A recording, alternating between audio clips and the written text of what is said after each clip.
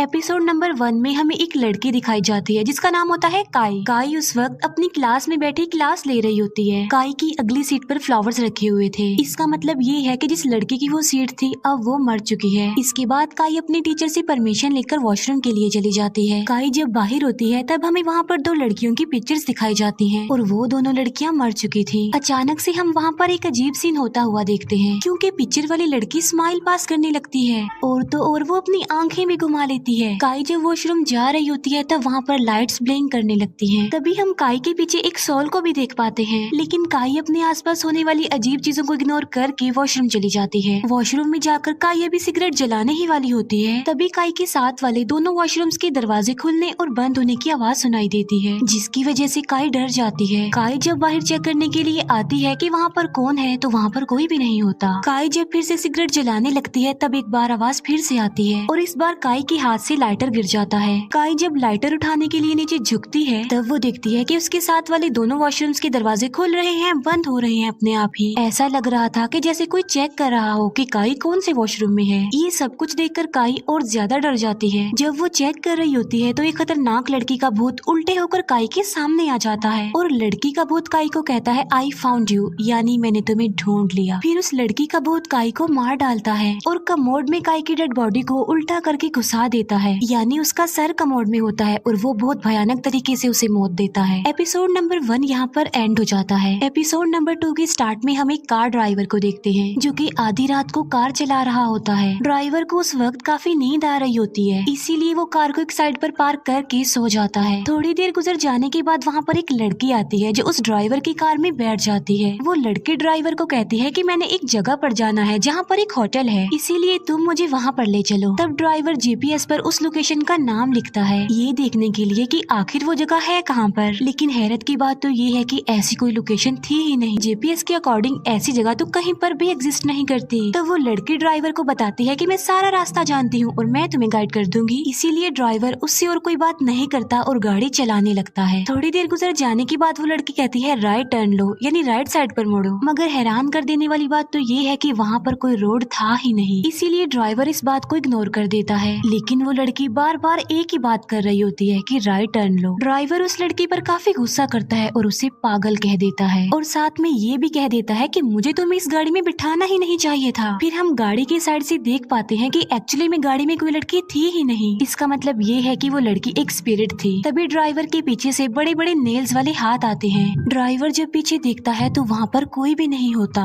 फिर अचानक से उस लड़की की सॉल गाड़ी के बिल्कुल सामने रोड के बिल्कुल बीच में आकर खड़ी हो जाती है। जैसे ही ड्राइवर एकदम से ब्रेक लगाता है तो उस लड़की की सॉल आकर कार में बैठ जाती है और यहाँ पर हम ये देख पाते हैं कि उस लड़की की आंखें नहीं थी। उस लड़की की सॉल ने किसी की आंखें निकाली हुई थी और वो उन आंखों को ड्राइवर के सामने लेकर आती है। फिर उस लड़की की सॉल उस ड्राइवर को भी मार डालती है और ड्राइवर की भी आंखें निकाल ली जाती हैं और यहाँ पर एपिसोड नंबर 2 एंड हो जाता है। एपिसोड नंबर 3 के स्टार्ट में हमें एक लड़की दिखाई जाती है जिसका नाम होता है सायरोम। सायरोम असल में सोशल मीडिया की एक काफी बड़ी एक्सपर्ट थी जो कि अपने चैनल पर लाइव शो करती है। थाउजेंड्स लोग इस लाइव शो को देख पा रहे थे। सायरोम इसके जरिए अर्निंग भी कर रही थी। सायरोम पब्लिक को बता रही होती है कि मैंने रिसेंटली ही एक नया घर परचेज किया है और ये घर कैसा है दिखने में वो सेकंड कैमरा के जरिए सबको दिखाएगी। इसी दौरान सायरोम के पीछे पड़ा एक टेडी बियर नीचे गिर जाता है अपने आप ही। इस बारे में सायरोम को लोग कमेंट्स के जरिए बता रहे थे। कुछ लोगों का कहना था कि ये किसी सॉल का काम है, जबकि कुछ लोग इसे सिर्फ झूठ ही समझ रहे थे। सायरोम इस बात को इग्नोर करके उस टेडी बियर को दोबारा से रख देती है अपनी जगह पर। फिर वो सेकंड कैमरा के जरिए लोगों को अपने घर का रिव्यू करवाती है। एक बार फिर से सायरोम के पीछे कुछ होता है। सायरोम के पीछे रखी बुक शेल्फ में से एक बुक अपने आप ही निकलकर बाहर गिर जाती है। इस बार भी ऑडियंस का सेम ही रिप्लाई था। कुछ का कहना था कि ये किसी सॉल का काम है, जबकि कुछ इसे अभी भी झूठी समझ रहे थे और कह रहे थे कि ये एक झूठी गेम है। लेकिन इस बार सायरोम डर जाती है। लोग सायरोम को मशवरा देते हैं कि वो इस जगह को छोड़कर भाग जाए। डरते हुए सायरोम उस लाइव शो को बंद कर देती है, लेकिन लाइव शो अभी भी बंद नहीं हुआ था, बल्कि वो चल रहा था और लोग अभी भी सब कुछ लाइव देख पा रहे थे।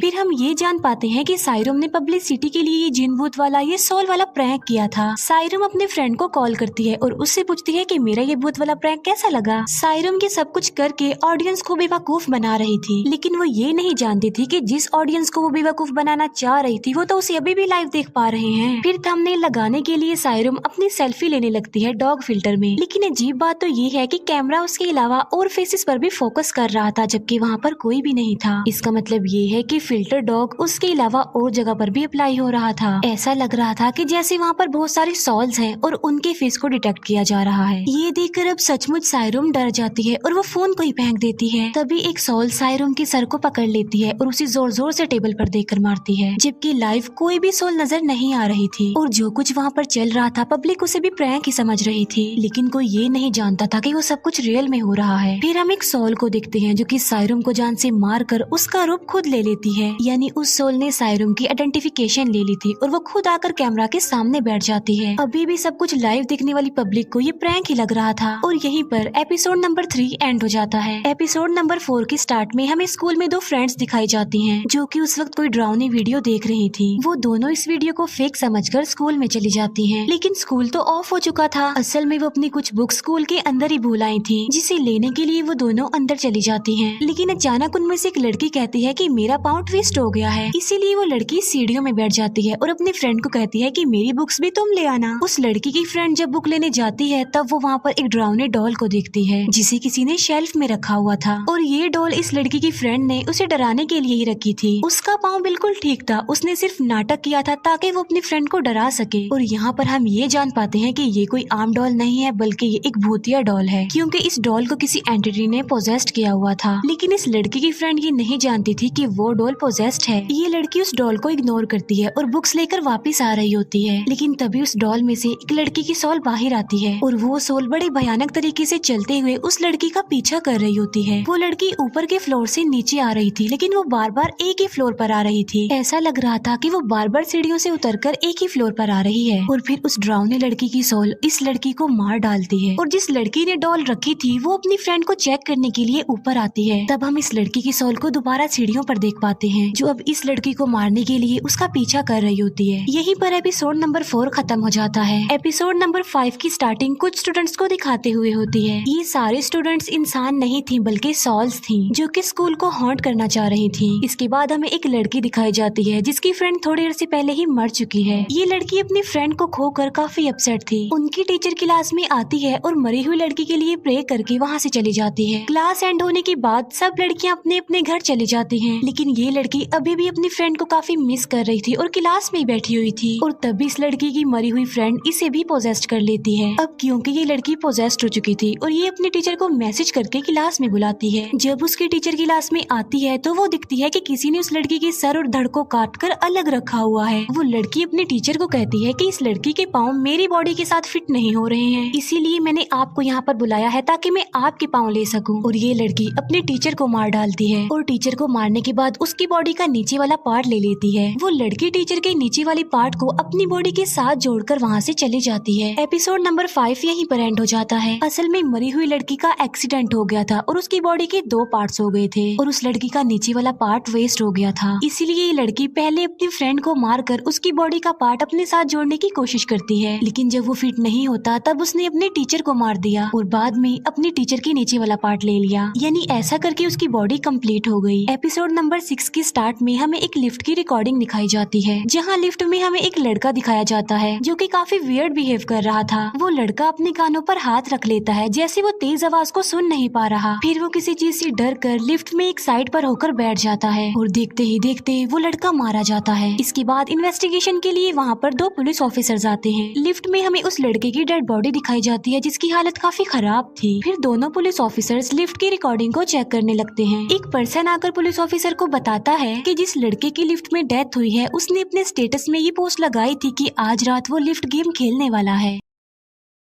और उस लड़के ने गेम खेलने का सारा मेथड भी लिखा हुआ था कि आखिर इस गेम को खेला कैसे जा सकता है। अब ये गेम रियल है या फेक, इस बात को चेक करने के लिए सीनियर पुलिस ऑफिसर उसी लिफ्ट में जाता है और इस गेम को टेस्ट करने के लिए वो सारे रूल्स को भी पढ़ लेता है। गेम का पहला रूल ये था कि रात को तकरीबन 2 और 4 के दरमियान लिफ्ट में जाना है और वो सीनियर पुलिस ऑफिसर रात 2 बजे के बाद ही उस लिफ्ट में गया था और फ्लोर के कुछ नंबर्स के अकॉर्डिंग लिफ्ट को ऊपर और नीचे लेकर जाना था। इसका मतलब ये है कि एक स्पेसिफिक ऑर्डर के मुताबिक ही नंबर्स को प्रेस करना है और वो पुलिस ऑफिसर रूल के अकॉर्डिंग ही नंबर्स को प्रेस करता जा रहा था। 10th फ्लोर पर वो देखता है कि वहाँ पर कोई भी नहीं है। इसके बाद वो 4th नंबर प्रेस करता है और जैसे ही लिफ्ट खुलती है वहाँ पर बहुत ज्यादा अंधेरा था, कुछ भी नजर नहीं आ रहा था और साथ साथ ऐसा फील हो रहा था कि कोई भूत वहाँ पर आ गया हो। फिर अचानक से ही उस लिफ्ट में मिरर बन जाता है जिसमें वो पुलिस ऑफिसर खुद को देख पाता है और ये देखकर वो पुलिस ऑफिसर काफी डर जाता है। इस गेम के रूल को तोड़ने के लिए वो 2nd नंबर प्रेस करने लगता है, लेकिन इससे पहले कि वो 2nd नंबर प्रेस करता कोई सोल आकर 10th नंबर प्रेस कर देती है। इसका मतलब साफ था कि अब इस गेम को भूत चला रहे हैं और ये गेम अब नहीं बंद हो सकती। फिर हम 10th फ्लोर पर लिफ्ट में एक सोल को देखते हैं और वो सोल पुलिस ऑफिसर को कहती है कि नंबर 1 प्रेस कर दो, लेकिन वो पुलिस ऑफिसर उसकी बातों का कोई रिस्पॉन्स नहीं देता क्योंकि वो काफी डर चुका था और बिल्कुल खामोश हो गया था। वो सोल सोचती है कि शायद ये मुझे नहीं देख पा रहा, इसीलिए वो वहाँ से जाने लगती है,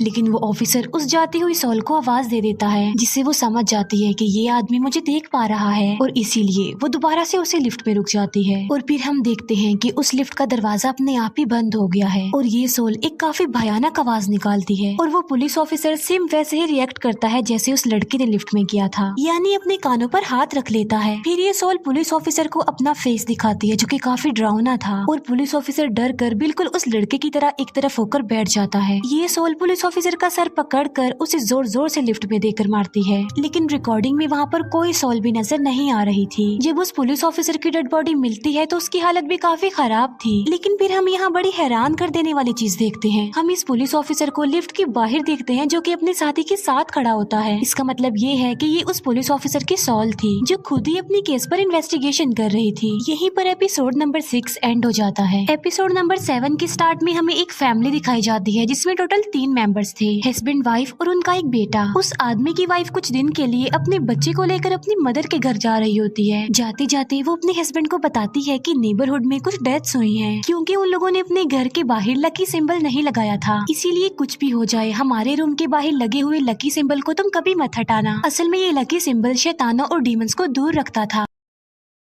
तभी आदमी अपनी वाइफ से प्रॉमिस करता है कि मैं उस लकी सिंबल को नहीं हटाऊंगा। फिर 2 दिन बाद हम उस आदमी को देखते हैं जो कि ड्रिंक करके घर आया था, लेकिन अचानक उस आदमी को कुछ हो जाता है और वो उस लकी सिंबल को हटा देता है क्योंकि वो चेक करना चाहता था कि इस लकी सिंबल को हटाने से क्या होगा। और फिर वो आदमी वहीं पर ही सो जाता है। आधी रात को हम देख पाते हैं कि रूम के बाहर से अंदर खून आ रहा है और सीलिंग से भी खून की कुछ बूंदे उस आदमी के ऊपर गिरती हैं। जब वो आदमी उठकर देखता है तब वहाँ पर हर तरफ खून ही खून था। तभी एक डिमोनिक हाथ वहाँ से गुजरता है जो कि एक अजीब से क्रिएचर में बदल जाता है और ये डिमोनिक क्रिएचर उस आदमी को जान से मार डालता है और एपिसोड नंबर 7 यहाँ पर खत्म हो जाता है। और अब हम चलते हैं एपिसोड नंबर 8 यानी लास्ट एपिसोड की तरफ। एपिसोड 8 के स्टार्ट में हमें एक लेडी दिखाई जाती है। ये लेडी मैजिक करने और ब्लैक मैजिक करने में काफी एक्सपर्ट थी और इस लेडी में ये एबिलिटी थी कि अच्छी और बुरी दोनों सोल से बातें कर सकती थी। इस लेडी ने एक बच्चे को अपने पास पकड़ के रखा हुआ था और वो इस बच्चे को काफी दिनों के बाद खाना दिया करती थी ताकि वो जिंदा तो रह सके। असल में वो लेडी इस बच्चे पर एक रिचुअल परफॉर्म करने वाली थी।